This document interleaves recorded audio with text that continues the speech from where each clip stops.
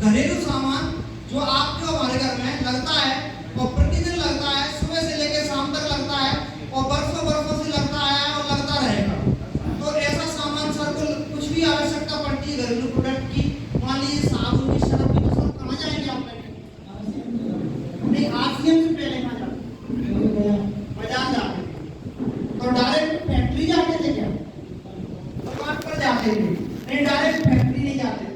मोहल्ले पड़ोस में जो दुकान होती है उनके पास जाते थे। मान लीजिए सर दुकानदार है, सर के पास आते थे तो सर ने बाजार में जो दुकान खोली है उस दुकान से ये कस्टमर जुड़े हुए हैं। और इंडिया में कस्टमर कितने हैं? 80% से ज्यादा लोग।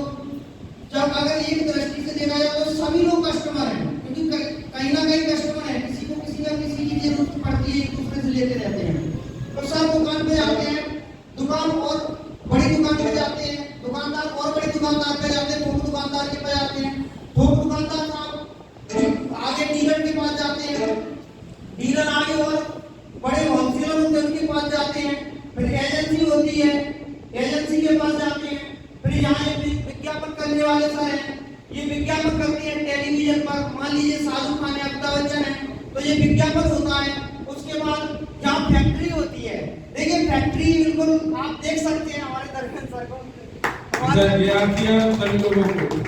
ये फैक्ट्री है और ये माल बनाते हैं, लागत प्रॉफिट सब कुछ जोड़ते हैं और माल बनाते हैं। तो टीवी पर विज्ञापन भी करवाते हैं सर, टीवी पर विज्ञापन करवाते हैं, अपना प्रॉफिट वगैरह सब कुछ जोड़ करके ये बीच के व्यापारियों के माध्यम से, विज्ञापन के माध्यम से होता हुआ माल यहाँ ये कस्टमर के घर तक पहुँचता है।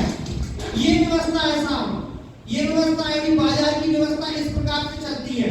और ये व्यवस्था कब से चल रही है हमारे देश में? 1947 से, जब से देश आजाद हुआ तब से लेकर अभी तक ये व्यवस्था हमारे देश में चल रही है। और इस व्यवस्था से इंडिया का 90-95%, मैं तो ये कहूँगा 99% से भी ज्यादा लोग, क्योंकि अभी डायरेक्ट सेलिंग 1% के दायरे में सीमित है, तो 99% से भी ज्यादा लोग इस व्यवस्था से जुड़ा है। क्यों जुड़ा है? इसलिए जुड़ा है क्योंकि 1947 से चल रही है, पुराने समय से चल रही है, सालों साल हो गए, कई साल हो गए। जब इतने साल हो गए इस व्यवस्था को, इसलिए ये व्यवस्था अभी चल रही है। अब इस व्यवस्था में बीच के जो व्यापारी लोग हैं वो लाखों करोड़ों रुपए कमा रहे हैं। टीवी पर विज्ञापन करने वाले हमारे सर हैं, वो भी लाखों रुपए कमा रहे हैं। इधर फैक्ट्री है, फैक्ट्री तो करोड़ों अरबों रुपए कमा रहे हैं। ये सब लोग पैसा कमा रहे हैं। ग्राहक को पैसा मिलता है क्या? मैं ग्राहक से ही जानना चाहूंगा। हमारे बीच में विजेंद्र जी है, ग्राहक है। क्यों सर आप सामान खरीद रहे हैं, इतने सालों से खरीद रहे हैं, अभी तक आपको कुछ सामान खरीदने की इनकम हुई? बाजार में सामान खरीदने से आज तक इनकम नहीं हुई। ये व्यवस्था है सर बाजार की। बीच के व्यापारी अमीर बनेंगे, फैक्ट्री वाले अमीर बनेंगे, विज्ञापन करने वाले कलाकार अमीर बनेंगे, सेलिब्रिटी अमीर बनेंगे, सब लोग अमीर बनेंगे, लेकिन ग्राहक को कुछ नहीं मिलेगा। और मैं यहाँ से अगर ग्राहक को हटा दूं, इस ग्राहक को हटा दूं तो इन सारे लोगों का काम चल जाएगा क्या? बिल्कुल नहीं चलने वाला। पूरा रोल इस ग्राहक का है। अगर ग्राहक नहीं होगा तो दुकान चलेगी ना, दुकान चलेगी ना, ऊपर डिस्ट्रीब्यूटर, होलसेलर, रिटेलर, ऊपर जो बीच के व्यापारी है उनका काम नहीं चलेगा ना, विज्ञापन करने वालों का काम नहीं चलेगा। जब ग्राहक हट जाएगा तो फैक्ट्री का मालिक बिकना बंद हो जाएगा।